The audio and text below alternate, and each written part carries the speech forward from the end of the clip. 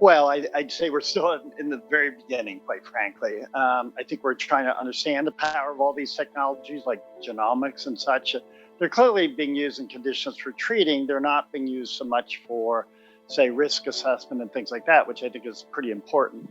But just stepping back a minute, the key to precision health and precision medicine is to really understand conditions.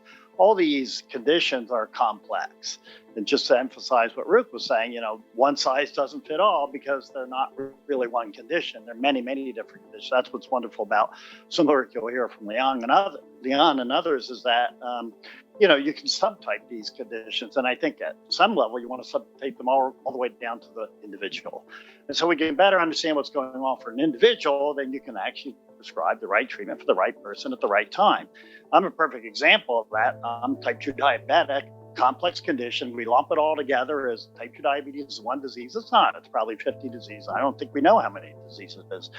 I don't respond to metformin. I don't respond to a lot of traditional drugs, but it turns out by getting data, I'm a data guy. So the more data you get, the more you can figure this stuff out in subtype diseases, and that you can actually make the right prescription. For me, it turns out there is a particular drug that I respond to very well, but you never would have guessed it. You just the one size fits all sort of thing. So you really do have to, I think, we have to understand these conditions better, subtype them. I think we can do that with data and the new technologies that we'll probably spend some time on, like wearables and things. I hope we'll do that, but I think the neuroimaging stuff is super cool. And I think if we can subtype conditions, see how people are responding, we really need measurements. So you can see how people are responding and then treat them and then give them the right treatment for the right condition.